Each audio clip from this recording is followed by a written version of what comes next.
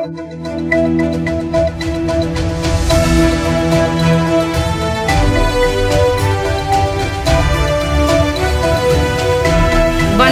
சக்தி சேனலின் புதுவையின் இன்றைய நிகழ்வுகள். காரைக்காலில் ரூபாய் 491 கோடி மதிப்பில் கட்டப்பட்டுள்ள ஜிப்மர் மருத்துவக் கல்லூரியினை காணொலி வாயிலாக பிரதமர் திறந்து வைத்தார். காரைக்கால் கோவில்பத்து புறவழிச்சாலையில் ரூபாய் 491 கோடி மதிப்பில் 5 தளம் கொண்ட ஜிப்மர் மருத்துவக் கல்லூரி கட்டிடம், மாணவ மாணவியர்களுக்கு தனித்தனி விடுதி, செவிலியர் விடுதி மற்றும் 154 குடியிருப்பு கட்டப்பட்டு திறப்பு விழா பிப்ரவரி 25ஆம் தேதி நடைபெற்றது. பிரதமர் நரேந்திர மோடி காணொலி காட்சி வாயிலாக புதிய கட்டிடங்களை திறந்து வைத்து நாட்டிற்கு அர்ப்பணித்தார். இந்த நிகழ்ச்சியில் துணைநிலை ஆளுநர் தமிழிசை சவுந்தரராஜன், முதலமைச்சர் ரங்கசாமி ஆகியோர் முன்னிலை வகித்தனர். முன்னதாக ஜிப்மர் இயக்குநர் ராகேஷ் அகர்வால் வரவேற்றார். சபாநாயகர் செல்வம், பொதுப்பணித்துறை அமைச்சர் லட்சுமி நாராயணன், குடிமைப்பொருள் வழங்கல் துறை அமைச்சர் சாய் சரவணகுமார், பாராளுமன்ற உறுப்பினர் செல்வகணபதி, தலைமை செயலர் சரத் சௌஹான், சட்டமன்ற உறுப்பினர்கள் திருமுருகன், சிவா, ஆறுமுகம் மற்றும் மருத்துவ அதிகாரிகள் ஆகியோர் இந்நிகழ்ச்சியில் கலந்து கொண்டனர். நாட்டின் வளர்ச்சிக்காகவும் மக்கள் நலனுக்காகவும் பிரதமர் நரேந்திர மோடி தினமும் 18 மணி நேரம் மக்கள் பணி செய்வதாக புதுச்சேரி சபாநாயகர் செல்வம் பெருமைப்பட தெரிவித்துள்ளார். அம்ரித் பாரத் ஸ்டேஷன் திட்டத்தின் கீழ் 554 ரயில் நிலையங்களில் பயணிகளுக்கான மேம்படுத்தப்பட்ட மற்றும் உலகத்தரமான வசதிகள் அமைக்கவும், பொதுமக்களின் வசதிக்காக 1500 ரயில் சுரங்கம் மற்றும் மேம்பாலங்களுக்கான அடிக்கல் நாட்டுதல் உள்ளிட்ட ரூபாய் 41,000 கோடி திட்டங்களை பிரதமர் நரேந்திர மோடி துவக்கி வைத்தார். இதன்படி புதுச்சேரி வில்லியனூர் ரயில்வே நிலையமும் 94 கோடி ரூபாய் செலவில் நவீனமயமாக்கப்படுகிறது. இதன் தொடக்க விழா நடைபெற்றது. இதில் கலந்து கொண்ட சபாநாயகர் செல்வம் பேசுகையில், புதுச்சேரியில் தேசிய ஜனநாயக கூட்டணி அரசு அமைந்ததில் இருந்து புதுச்சேரிக்கு தேவையான நிதிகளை மத்திய அரசு ஒதுக்கி வருகிறது என்று குறிப்பிட்டார். மேலும் புதுச்சேரியின் மீது தனி கவனம் செலுத்தி போதுமான நிதிகளை ஒதுக்கி மக்கள் நல திட்டங்களை நிறைவேற்றப்பட்டு வருவதாக தெரிவித்த அவர், நாட்டின் வளர்ச்சிக்காகவும் நாட்டு மக்கள் நலன்களுக்காகவும் பிரதமர் நரேந்திர மோடி தினமும் 18 மணி நேரம் மக்கள் பணி செய்வதாக பெருமைப்பட தெரிவித்தார். நிகழ்ச்சியில் பொதுப்பணித்துறை அமைச்சர் லட்சுமி நாராயணன், புதுச்சேரி குடிமைப்பொருள் வழங்கல் மற்றும் நுகர்வோர் விவகாரங்கள் துறை அமைச்சர் சாய் சரவணகுமார், பாராளுமன்ற உறுப்பினர் செல்வகணபதி ஆகியோர் சிறப்பு விருந்தினர்களாக கலந்து கொண்டனர்.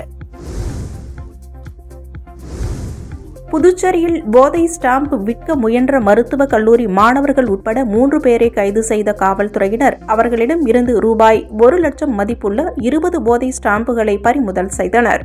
புதுச்சேரி லாஸ்பேட்டை தாகூர் நகரில் ஸ்டாம்பு வடிவிலான போதைப் பொருள் விற்பனை செய்யப்படுவதாக லாஸ்பேட்டை காவல்துறையினருக்கு ரகசிய தகவல் கிடைத்தது. இதனையடுத்து லாஸ்பேட்டை காவல்துறையினர் மற்றும் சிறப்பு அதிரடிப்படை காவல்துறையினர் நள்ளிரவு தாகூர் நகரில் திடீர் சோதனையில் ஈடுபட்டனர். அப்பொழுது அங்கு சந்தேகத்திற்கு இடமாக நின்று கொண்டிருந்த வாலிபர்களை பிடித்து விசாரித்தபோது அதே பகுதியைச் சேர்ந்த சசிதரன் என்பதும் ரெஸ்டோ பார்களில் டிஜே இசை நிகழ்ச்சி நடத்துபவர் என தெரிய வந்தது. சசிதரனை சோதனை செய்தபோது LSD என்கின்ற போதை ஸ்டாம்ப் மறைத்து வைத்திருந்தது தெரிய வந்தது.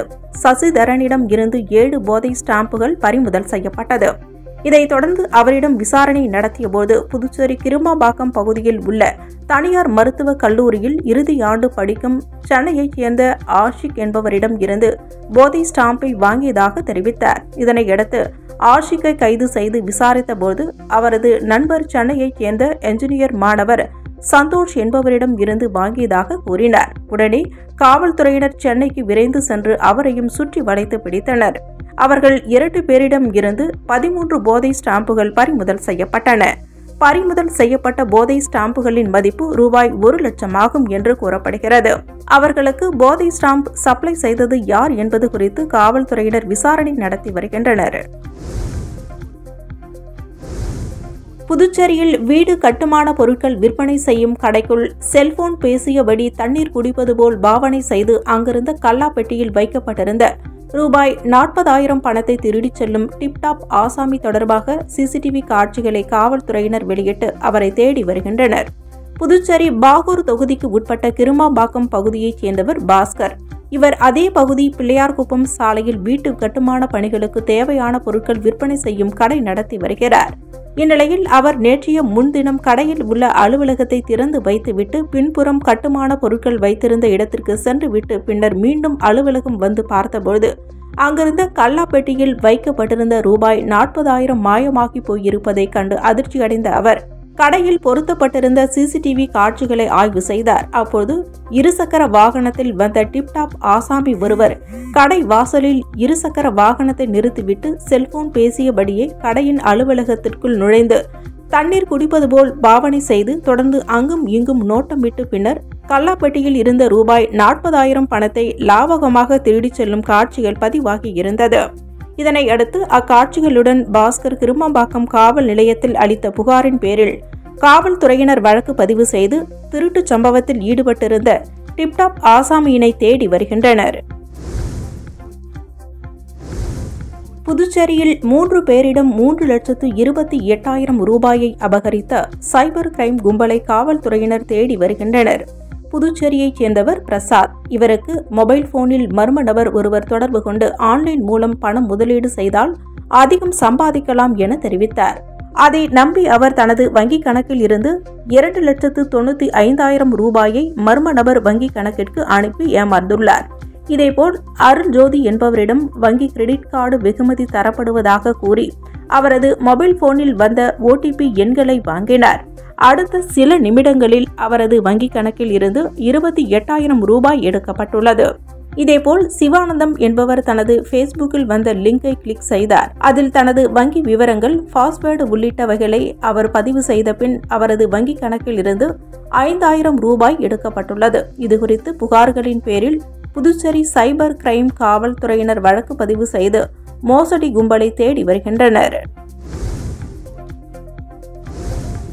புதுச்சேரியில் பிப்ரவரி 25ஆம் தேதி ஒரே நாளில் 3 பேரிடம் இணைய வழி மூலம் 1,31,222 ரூபாய் மோசடி செய்த மர்ம நபர்கள் குறித்து சைபர் கிரைம் காவல்துறையினர் விசாரணை நடத்தி வருகின்றனர். காரைக்காலைச் சேர்ந்த கௌதம் என்பவர் பொருட்களை வாங்க ஆர்டர் செய்து நம்பிக்கை அடிப்படையில் 2,020 ரூபாய் பணம் செலுத்திய பிறகு அடையாளம் தெரியாத நபர் எந்த பொருளையும் தரவில்லை என்பதால் தான் ஏமாற்றப்பட்டதை உணர்ந்து நடவடிக்கை எடுக்க வேண்டும் என காவல்துறையில் புகார் அளித்துள்ளார்.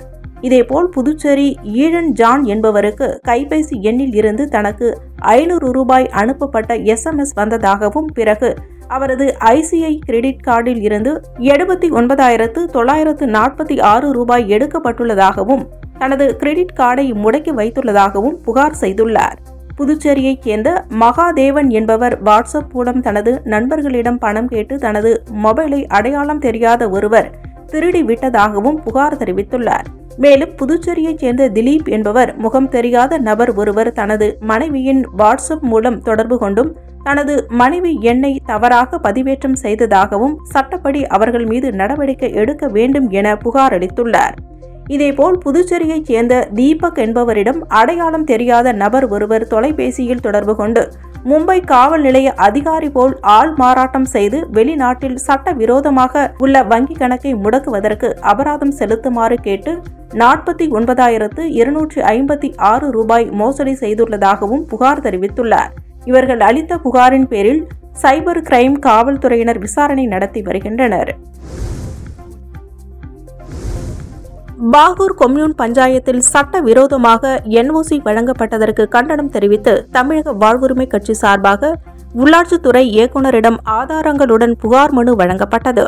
புதுச்சேரி உள்ளாட்சித்துறை இயக்குநர் சக்திவேலிடம் தமிழக வாழ்வுரிமை கட்சி புதுவை மாநில தலைவர் ஸ்ரீதர் தலைமையில் புகார் மனு வழங்கப்பட்டது.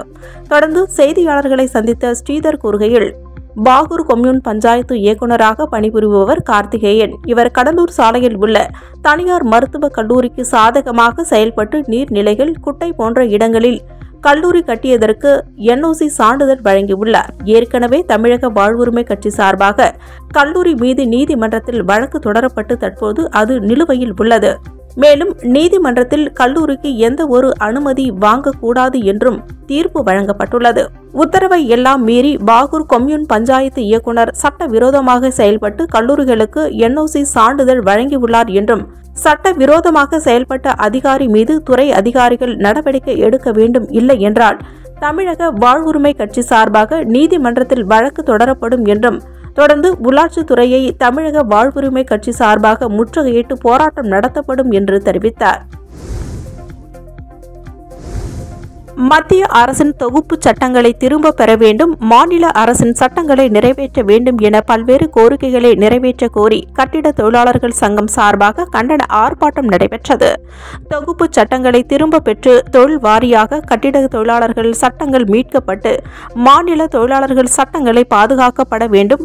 கட்டிட தொழிலாளர்கள் பிள்ளைகளுக்கு கல்வி உதவித்தொகை புதுடெல்லியில் கொடுப்பதை போல் புதுச்சேரியிலும் வழங்க வேண்டும்.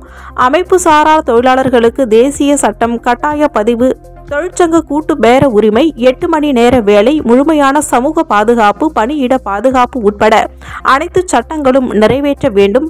அனைத்து அமைப்பு சாரா தொழிலாளர்களுக்கும் மருத்துவ வசதி, 5000 ஓய்வூதியம் உள்ளிட்ட பல்வேறு கோரிக்கைகளை வலியுறுத்தி மாநில கட்டிட தொழிலாளர்கள் சங்கம் சார்பாக தட்டாஞ்சாவடி பகுதியில் தலைவர் தீர்த்தமலை தலைமையில் பொதுச் செயலாளர் ஆறுமுகம், பொருளாளர் பெரியார் மற்றும் நிர்வாகிகள் சுமார் 100க்கும் மேற்பட்டோர் கலந்து கொண்டு மத்திய அரசை கண்டித்து கண்டன முழக்கங்களை எழுப்பினர். இதனால் அப்பகுதியில் சிறிது நேரம் பரபரப்பு ஏற்பட்டது. 34 அம்ச கோரிக்கைகளை வலியுறுத்தி அரசு ஊழியர் சங்கங்களின் சம்மேளனம் சார்பில் வரும் 28ஆம் தேதி சட்டப்பேரவையை நோக்கி கவன ஈர்ப்பு பேரணி நடைபெற உள்ளதாக சங்கத்தின் பொதுச் செயலாளர் ராதாகிருஷ்ணன் தெரிவித்துள்ளார். புதுச்சேரி முல்லை நகரில் உள்ள அரசு ஊழியர் சங்கங்களின் சம்மேளன தலைவர் அலுவலகத்தில் சங்கத்தின் பொதுச் செயலாளர் ராதாகிருஷ்ணன் தலைமையில் செய்தியாளர் சந்திப்பு நிகழ்ச்சி நடைபெற்றது. அதில் பேசிய பொதுச் செயலாளர் ராதாகிருஷ்ணன், கடந்த 2004ஆம் ஆண்டிற்கு பிறகு அரசு பணியில் சேர்ந்த ஊழியர்களுக்கு புதிய ஓய்வூதிய திட்டம் அமல்படுத்தப்பட்டு வருகிறது. இதில் போதிய ஓய்வூதியம் இல்லை என்பது தற்போது உறுதி செய்யப்பட்டுள்ளதாகவும், எனவே புதிய ஓய்வூதிய திட்டத்தை ரத்து செய்துவிட்டு பழைய ஓய்வூதிய திட்டத்தை அமல்படுத்த வேண்டும். 7வது ஊதியக்குழு பரிந்துரைகளை அமல்படுத்த வேண்டும். அரசு துறையில் உள்ள காலி பணியிடங்களை நிரப்ப வேண்டும். மூடு விழாவை நோக்கி செல்லும் அரசு சார்பு நிறுவனங்களுக்கு நிதி வழங்க வேண்டும் உள்ளிட்ட 34 அம்ச கோரிக்கைகளை வலியுறுத்தி எதிர்வரும் 28ஆம் தேதி மறைமலை அடிகள் சாலையில் இருந்து சட்டப்பேரவை நோக்கி கவன ஈர்ப்பு பேரணி நடைபெற உள்ளது என தெரிவித்தார். இதில் அரசு ஊழியர்கள், ஆசிரியர்கள், உள்ளாட்சி, தன்னாட்சி, கூட்டுறவு, அரசு சார்பு மற்றும் பொதுத்துறை நிறுவனங்கள் மற்றும் அரசு உதவி பெறும் தனியார் பள்ளி ஊழியர்கள் கலந்து கொள்கின்றனர் என்றும் பேரணியாக சென்று கோரிக்கைகளை வலியுறுத்தி முதலமைச்சரை சந்தித்து மனு அளிக்க உள்ளதாகவும் தெரிவித்தார். காமராஜர் நகர் தொகுதிக்குட்பட்ட சாமிப்பிள்ளை தோட்டம் பகுதியில் ரூபாய் 50 லட்சம் மதிப்பில் புதிய சிமெண்ட் சாலை அமைக்கும் பணியினை முதலமைச்சரின் பாராளுமன்ற செயலர் ஜான்குமார் பூமி பூஜை செய்து துவக்கி வைத்தார். புதுச்சேரி காமராஜர் நகர் தொகுதி சட்டமன்ற உறுப்பினர் மேம்பாட்டு நிதியில் இருந்து ரூபாய் 50 லட்சம் மதிப்பில் சாமிப்பிள்ளை தோட்டம் மற்றும் அதனை சுற்றி உள்ள பகுதிகளில் புதிய சிமெண்ட் சாலை அமைக்கும் பணியின் துவக்க விழா நடைபெற்றது. விழாவில் முதலமைச்சரின் பாராளுமன்ற செயலரும் தொகுதி சட்டமன்ற உறுப்பினருமான ஜான்குமார் கலந்து கொண்டு தலைமை தாங்கி பூமி பூஜை செய்து அடிக்கல் நாட்டி பணிகளை துவக்கி வைத்தார். மேலும் விரைந்து பணிகளை முடிக்குமாறு அதிகாரிகளை வலியுறுத்தினார். இந்நிகழ்ச்சியில் அதிகாரிகள், தொகுதி பாரதிய ஜனதா கட்சியினர் மற்றும் அப்பகுதி மக்கள் திரளாக கலந்து கொண்டனர். புதுவை அரசின் இலவச மடிக்கணினி வழங்கும் திட்டத்தின் கீழ் காமராஜர் நகர் தொகுதிக்குட்பட்ட பாத்திமா மேல்நிலைப் பள்ளி மாணவர்களுக்கு இலவச மடிக்கணினியினை முதலமைச்சரின் பாராளுமன்ற செயலர் ஜான்குமார் வழங்கினார். புதுச்சேரி அரசு சார்பில் 11 மற்றும் 12ஆம் வகுப்பு மாணவர்களுக்கு இலவச லேப்டாப் வழங்கும் திட்டம் தொடங்கப்பட்டு அனைத்து தொகுதிகளிலும் வழங்கப்பட்டு வருகிறது. அதன் ஒரு பகுதியாக காமராஜர் நகர் தொகுதிக்குட்பட்ட பாத்திமா மேல்நிலைப் பள்ளியில் பயிலும் 11 மற்றும் 12ஆம் வகுப்பு மாணவர்களுக்கு இலவச லேப்டாப் வழங்கும் நிகழ்ச்சி பள்ளி வளாகத்தில் நடைபெற்றது. பள்ளி முதல்வர் அருட்தந்தை மகிமை தலைமையில் நடைபெற்ற விழாவில் சிறப்பு விருந்தினராக முதலமைச்சரின் பாராளுமன்ற செயலரும் தொகுதி சட்டமன்ற உறுப்பினருமான ஜான்குமார் கலந்து கொண்டு மாணவர்களுக்கு இலவச லேப்டாப்களை வழங்கினார். இந்த நிகழ்ச்சியில் கல்வித்துறை அதிகாரிகள், பள்ளி ஆசிரியர்கள் மற்றும் மாணவர்கள் என திரளானோர் கலந்து கொண்டனர். புதுச்சேரி பாஜக இளைஞர் அணி சார்பில் 2 நாட்கள் நடைபெற்ற கால்பந்து போட்டியில் வெற்றி பெற்ற அணிகளுக்கு பாஜக சட்டமன்ற உறுப்பினர் பரிசுகள் வழங்கி பாராட்டினார். புதுச்சேரி பாஜக இளைஞர் அணி சார்பில் மீண்டும் மோடி, வேண்டும் மோடி என்ற முழக்கத்தோடு 2 நாள் கால்பந்தாட்ட போட்டி ஜீவானந்தம் அரசு ஆண்கள் மேல்நிலைப் பள்ளியில் நடைபெற்றது. இந்த போட்டியில் 32 அணிகள் பங்கேற்றன. போட்டியில் வெற்றி பெற்ற அணிகளுக்கு பரிசளிப்பு விழா பள்ளி வளாகத்தில் நடைபெற்றது.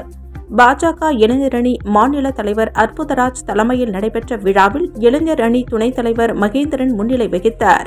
விழாவில் சிறப்பு விருந்தினர்களாக பாஜக சட்டமன்ற உறுப்பினர்கள் ரிச்சர்ட் ஜான்குமார், அசோக் பாபு மற்றும் சுயேட்சை சட்டமன்ற உறுப்பினர் சிவசங்கரன் ஆகியோர் கலந்து கொண்டு முதல் இடம் பிடித்த அணிக்கு 25,000 இரண்டாம் இடம் பிடித்த அணிக்கு 15,000 மற்றும் மூன்றாவது இடம் பிடித்த அணிக்கு 10,000 மற்றும் கோப்பைகளை வழங்கி பாராட்டினர்.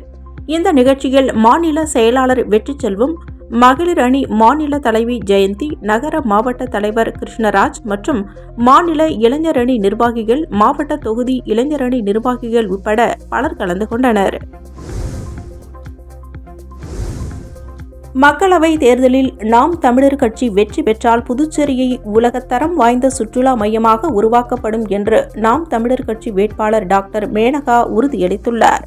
எதிர்வரும் பாராளுமன்ற தேர்தலில் நாம் தமிழர் கட்சி தனித்து போட்டியிடுகிறது. இதற்காக தமிழ்நாடு மற்றும் புதுச்சேரி மாநிலங்களில் 40 தொகுதிகளில் 20 தொகுதிகளில் பெண்களும் 20 தொகுதிகளில் ஆண்களும் என சம வாய்ப்பு வழங்கப்பட்டு தேர்தல் சந்திக்கின்றனர். புதுச்சேரி மாநிலத்தில் நாம் தமிழர் கட்சியின் தலைமை ஒருங்கிணைப்பாளர் சீமான் வழிகாட்டுதலின்படி நாடாளுமன்ற வேட்பாளராக டாக்டர் மேனகா போட்டியிடுகிறார். இந்நிலையில் பாராளுமன்ற தேர்தலில் போட்டியிடும் நாம் தமிழர் கட்சியின் வேட்பாளர் அறிமுக கூட்டம் தனியார் திருமண நிலையத்தில் நடைபெற்றது. தொடர்ந்து கட்சியின் சின்னமும் அறிமுகப்படுத்தப்பட்டது. இதனை அடுத்து செய்தியாளர்களை சந்தித்த நாம் தமிழர் கட்சியின் வேட்பாளர் டாக்டர் மேனகா, நாம் தமிழர் கட்சி புதுச்சேரி மக்களவை தேர்தலில் வெற்றி பெற்றால் தமிழ் வளர்ச்சிக்கு அயராது பாடுபடும் என்றும் நெடுங்கால கோரிக்கையாக உள்ள மாநில அந்தஸ்தை பெற்றுக் கொடுப்போம் என்று தெரிவித்தார். மேலும் உலகத்தரம் வாய்ந்த சுற்றுலா மையமாக புதுச்சேரி உருவாக்கப்படும் என்று கூறிய அவர், சமயம் சாராமல் அனைத்து தரப்பு மக்களின் மேம்பாட்டிற்கும் உழைப்போம் என்றும் அடித்தட்டு மக்களுக்கும் உயர்தரமான இலவச மருத்துவ வசதிகள் கிடைக்க வழிவகை செய்யப்படும் என்று கூறிய வேட்பாளர் மேனகா, ஆரம்ப கல்வி முதல் ஆராய்ச்சி கல்வி வரை இலவச கல்வி கொடுப்போம் என்று தெரிவித்தார். பேட்டியின் போது நாம் தமிழர் கட்சியைச் சேர்ந்த மாநில நிர்வாகிகள், தொகுதி நிர்வாகிகள், தொண்டர்கள் என அனைவரும் உடனிருந்தனர். ஸ்ரீ முத்து மாரியம்மன் ஆலய கும்பாபிஷேக திருப்பணி துவக்கத்தை முன்னிட்டு நடைபெற்ற பாலாலய நிகழ்ச்சியினை சட்டப்பேரவைத் தலைவர் செல்வம் துவக்கி வைத்து சுவாமி தரிசனம் செய்தார். மணவெளி தொகுதிக்கு உட்பட்ட ஆண்டியார் பாளையம் பகுதியில் எழுந்தருளி உள்ள அருள்மிகு ஸ்ரீ முத்து மாரியம்மன் ஆலய கும்பாபிஷேக திருப்பணி துவக்கத்தை முன்னிட்டு பாலாலயம் நிகழ்ச்சி காலை நடைபெற்றது. இந்த பூஜையில் தொகுதி சட்டமன்ற உறுப்பினரும் சட்டப்பேரவைத் தலைவருமான செல்வம் சிறப்பு விருந்தினராக கலந்து கொண்டு சுவாமி தரிசனம் செய்து நிகழ்ச்சியினை துவக்கி வைத்தார். இந்த நிகழ்ச்சியில் ஊர் பஞ்சாயத்துதாரர்கள் மற்றும் முக்கிய பிரமுகர்கள், பொதுமக்கள் திரளாக கலந்து கொண்டனர். காரைக்கால் கூட்டுறவு பால் உற்பத்தியாளர்கள் ஒன்றியம் 4 கோடி ரூபாயை முறைகேடாக வசூல் செய்ததாக கூறி பிரதமர் கூட்டுறவு பால் உற்பத்தியாளர்கள் சங்க ஊழியர்கள் சாகும் வரை உண்ணாவிரத போராட்டத்தை தொடங்கியுள்ளனர். காரைக்கால் மாவட்டத்தில் கூட்டுறவு பால் உற்பத்தியாளர்கள் ஒன்றியம் தொடங்கி சிறப்பாக நடைபெற்று வந்தது. கடந்த 1995ஆம் ஆண்டு பால் உற்பத்தியாளர்கள் ஒன்றியத்தில் காலி பணியிடங்கள் ஏற்படும் பொழுது பிரதமர் சங்கங்களின் ஊழியர்களை கொண்டு நிரப்புவோம் என்ற ஒப்பந்தத்தின் அடிப்படையில் சங்க ஊழியர்கள் எதிர்ப்பை மீறி மாவட்டம் முழுவதும் பிரதமர் சங்கங்கள் தொடக்கப்பட்டு செயல்பட்டு வருகிறது. இந்நிலையில் ஒப்பந்தத்தை மீறி அண்டை மாநிலங்களைச் சேர்ந்தவர்களை ஒன்றியத்தில் பணியமர்த்தி பணி நிரந்தரம் செய்து பதவி உயர்வு கொடுத்து வருவதாகவும் இது ஒப்பந்தத்திற்கு எதிரானது எனவும், இதேபோல் பதிவாளர் அனுமதி பெறாமல் பிரதமர் சங்கங்களில் உற்பத்தியாகும் பாலிற்கு கமிஷன் தொகையாக லிட்டர் ஒன்றிற்கு ₹1 வீதம் பால் உற்பத்தியாளர்கள் ஒன்றியம் வசூல் செய்வதாகவும், அதன் மதிப்பு தற்போது 4,21,76,100 எனவும் முறைகேடாக பெறப்பட்ட இத்தொகையினை திருப்பித் தர வலியுறுத்தி பிரதம கூட்டுறவு பால் உற்பத்தியாளர்கள் சங்க ஊழியர்கள் சாகும் வரை உண்ணாவிரதத்தில் ஈடுபட்டுள்ள சம்பவம் காரைக்காலில் பெரும் பரபரப்பை ஏற்படுத்தியுள்ளது. தங்களிடம் இருந்து பெறப்பட்ட பணத்தை திருப்பி தராவிட்டால் உண்ணாவிரதத்தை திரும்ப பெற மாட்டோம் என பால் உற்பத்தியாளர்கள் சங்க உறுப்பினர்கள் தெரிவித்துள்ளனர். இதேபோல் பால் உற்பத்தியாளர்கள் ஒன்றியத்தில் இருந்து பிரதமர் சங்கங்களுக்கு மேலாளர் என்று பலரை அனுப்பி அவர்களது ஊதியத்தை பிரதமர் சங்கங்களிடம் இருந்தே கொடுத்து பல லட்சக்கணக்கான ரூபாய்களை பிரதமர் சங்கங்களில் இருந்து சுரண்டியதாகவும் அவர்கள் வேதனை தெரிவிக்கின்றனர். காரைக்கால் கடற்கரையில் தொடர் உயிரிழப்புகள் ஏற்படுவதை கருத்தில் கொண்டு கடற்கரை பகுதியை கண்காணிக்க தற்காலிக காவல் மையம் அமைக்கும் பணியின் துவக்க விழா நடைபெற்றது. காரைக்கால் மாவட்டத்தில் கடந்த 2004ஆம் ஆண்டு சுனாமிக்கு பிறகு காரைக்கால் கடலில் சீற்றம் முற்றிலும் மாறுபட்டுள்ளதால் கடற்கரையில் ஆங்காங்கே கடலில் குளிப்பது ஆபத்தானது என்று மாவட்ட நிர்வாகம் மற்றும் காவல்துறையினர் சார்பாக எச்சரிக்கை பலகை வைத்தும் அதனையும் மீறி சுற்றுலா பயணிகள் காரைக்கால் கடற்கரையில் ஆபத்தை உணராமல் கடலில் குளித்து உயிரிழப்புகள் ஏற்படுவது வாடிக்கையாக உள்ளது. இந்நிலையில் உயிரிழப்புகளை தடுக்கும் வகையில் கடற்கரையை ஒட்டி தற்காலிக காவல் மையம் அமைக்க காரைக்கால் மாவட்ட முதுநிலை காவல் கண்காணிப்பாளர் மணிஷ் தலைமையிலான மாவட்ட காவல்துறை முடிவெடுத்தது. இதனை அறிந்த ரோட்டரி கிளப் ஆஃப் காரைக்கால் நிர்வாகிகள் அதற்கான செலவை தாங்கள் ஏற்றுக்கொள்வதாக ஒப்புக்கொண்டு ரூபாய் 2.5 லட்சம் செலவில் தற்காலிக காவல் நிலையம் அமைப்பதற்கான பூமி பூஜை நடைபெற்றது. இதில் மாவட்ட முதுநிலை காவல் கண்காணிப்பாளர் மணிஷ், காவல் கண்காணிப்பாளர் Subramanian, Rotary Club of Karaikal தலைவர் அருள்ராஜ், செயலாளர் சிங்காரவேலு, பொருளாளர் செல்வராஜ் உள்ளிட்ட பொறுப்பாளர்கள் மற்றும் காவல்துறையினர் ஆகியோர் கலந்து கொண்டனர். மக்களின் நலன் கருதி தற்காலிக காவல் மையம் அமைக்க நிதி உதவி அளித்த ரோட்டரி கிளப் ஆஃப் காரைக்கால் அமைப்பினருக்கு சமூக ஆர்வலர்கள் வாழ்த்து தெரிவித்துள்ளனர். திருமலை ராயன்பட்டினம் ஜடாயுபுரீஸ்வரர் ஆலயத்தில் மாசிமக பிரம்மோற்சவ விழாவின் முக்கிய நிகழ்ச்சியான தெப்ப உற்சவத்தில் ஏராளமான பக்தர்கள் கலந்து கொண்டு சுவாமி தரிசனம் செய்தனர். காரைக்கால் மாவட்டம் திருமலை ராயன்பட்டினத்தில் அமைந்துள்ளது ஜடாயுபுரீஸ்வரர் சுவாமி தேவஸ்தானம். இவ்வாலயத்தில் மாசிமக பிரம்மோற்சவ விழா கடந்த 15ஆம் தேதி கொடி ஏற்றத்துடன் துவங்கியது. மாசிமக பிரம்மோற்சவத்தின் முக்கிய நிகழ்ச்சியான தெப்ப உற்சவம் வெகு விமர்சையாக நடைபெற்றது. இதனையொட்டி ஸ்ரீ சந்திரசேகர் அம்பாளுக்கு சிறப்பு அபிஷேக ஆராதனைகள் நடைபெற்றன. அதைத் தொடர்ந்து ஜடாயு தீர்த்தத்தில் மின் விளக்குகளால் அலங்கரிக்கப்பட்ட தெப்பத்தில் எழுந்தருளி 3 முறை வலம் வந்து பக்தர்களுக்கு அருள் பாலித்தனர். தெப்ப உற்சவத்தின் போது சிறப்பு வான வேடிக்கைகள் நடைபெற்றது. பக்தர்கள் கூட்டம் அதிகரித்து காணப்பட்டதால் காரைக்கால் மாவட்ட காவல்துறையினர் பலத்த பாதுகாப்பு பணியில் ஈடுபட்டிருந்தனர். தமிழ்நாட்டில் 2 நாட்களுக்கு மழை பெய்ய வாய்ப்புள்ளதாக சென்னை வானிலை ஆய்வு மையம் தெரிவித்துள்ளது. இதுகுறித்து சென்னை வானிலை ஆய்வு மையம் வெளியிட்டுள்ள செய்திக்குறிப்பில், தென்னிந்திய பகுதிகளில் மேல் நிலவும் வளிமண்டல கீழடுக்கு சுழற்சியின் காரணமாக பிப்ரவரி 26ஆம் தேதி மற்றும் பிப்ரவரி 27ஆம் தேதி தென் தமிழக கடலோர பகுதிகள் மற்றும் டெல்டா மாவட்டங்களில் ஓரிரு இடங்களிலும் காரைக்கால் பகுதிகளிலும் லேசான மழை பெய்ய வாய்ப்புள்ளதாகவும், தென் தமிழக உள் மாவட்டங்கள் ஏனைய வட தமிழகம் மற்றும் புதுச்சேரியில் வறண்ட வானிலை நிலவக்கூடும் என்றும், பிப்ரவரி 28ஆம் தேதி முதல் மார்ச் 3ஆம் தேதி வரை தமிழகம், புதுச்சேரி மற்றும் காரைக்கால் பகுதிகளில் வறண்ட வானிலை நிலவக்கூடும் என்றும், மீனவர்களுக்கான எச்சரிக்கையில் தமிழக கடலோர பகுதிகளில் பிப்ரவரி 26ஆம் தேதி மற்றும் பிப்ரவரி 27ஆம் தேதி குமரிக்கடல் பகுதிகள் மற்றும் அதனையொட்டிய மன்னார் வளைகுடா, தென் தமிழக கடலோர பகுதிகளில் சூறாவளி காற்று மணிக்கு 45 முதல் 55 கிலோமீட்டர் வேகத்திலும் இடையிடையே 65 கிலோமீட்டர் வேகத்திலும் வீசக்கூடும் என்றும், மேற்குறிப்பிட்ட நாட்களில் மீனவர்கள் இப்பகுதிகளுக்கு செல்ல வேண்டாம் என்று சென்னை வானிலை ஆய்வு மையம் அறிவுறுத்தியுள்ளது. தேவாலயம் ஒன்றில் சிறப்பு பிரார்த்தனைக்காக பொதுமக்கள் ஒன்று கூடிய நிலையில் அங்கே பயங்கரவாதிகள் நடத்திய தாக்குதலில் பலர் உயிரிழந்துள்ளனர். மேற்கு ஆப்பிரிக்க பகுதியில் உள்ள குட்டி நாடு புர்கினா பாசோ. கடந்த பல ஆண்டுகளாகவே இந்த நாட்டில் உள்ளூர் மோதல் தொடர்ந்து நடைபெற்று வருகிறது. இதனால் அங்கே அமைதியற்ற ஒரு சூழலே பல காலமாக நிலவி வந்தது. வட புர்கினா பாசோவில் ஞாயிற்றுக்கிழமை உள்ளூர் நேரப்படி காலை நடைபெற்ற பிரார்த்தனையின் போது கத்தோலிக்க தேவாலயத்தில் மீது நடைபெற்ற பயங்கர தாக்குதலில் குறைந்தது 15 பேர் கொல்லப்பட்டனர்.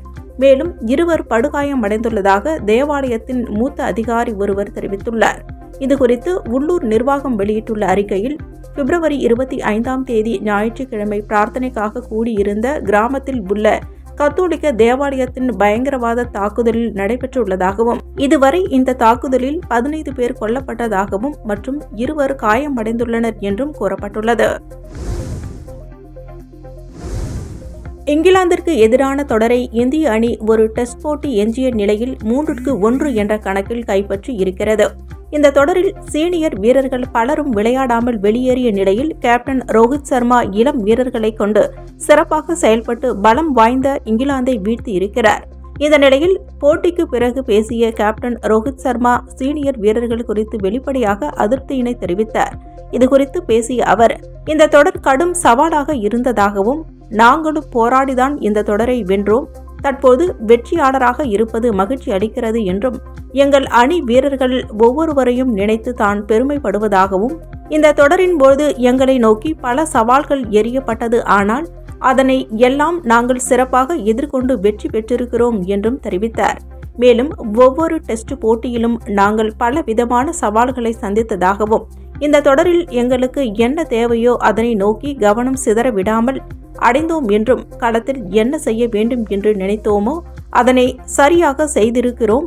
இந்த இளைஞர்கள் எல்லாம் சர்வதேச போட்டிகளில் தொடர்ந்து விளையாட வேண்டும் என்று நினைக்கிறார்கள். அதற்காக அவர்கள் கடுமையான உழைப்பை செலுத்தி இருப்பதாகவும் உள்நாட்டு கிரிக்கெட் போட்டிகளில் விளையாடி அங்கு தங்களுடைய திறமைகளை நிரூபித்து தற்போது சர்வதேச தரத்திற்கு வந்திருப்பதாகவும் அவர்களிடம் தான் பேசும்பொழுது எல்லாம் அவர்கள் கூறும் பதில்கள் அவர்களுடைய எண்ண ஓட்டங்கள் தனக்கு உற்சாகத்தை அளித்ததாகவும் இந்த இளம் வீரர்களுக்கு ஏற்ற வகையில் அணியின் சூழலை நாங்கள் மாற்ற விரும்பியதாகவும் உங்களுடைய பணி என்ன என்று அவர்களிடம் நாம் ஞாபகப்படுத்த தேவையே இல்லை என்றும் இளம் வீரர்களுக்கு என்ன செய்ய வேண்டும் என்பது சரியாக தெரிகிறது என்று தெரிவித்துள்ளார். இத்துடன் சக்தி சேனலின் புதுவையின் இன்றைய நிகழ்வுகள் முடிவடைகின்றன. வணக்கம். உங்கள் சக்தி சேனலின் புதுவையின் அன்றாட நிகழ்வுகளை உடனுக்குடன் தெரிந்து கொள்ள சக்தி சேனல் புதுச்சேரி யூடியூப் சேனலை சப்ஸ்கிரைப் செய்து கொள்ளுங்கள். மறக்காமல் பெல் பட்டனையும் கிளிக் பண்ணுங்க, ஷேர் பண்ணுங்க, லைக் பண்ணுங்க. உங்கள் சக்தி சேனல்.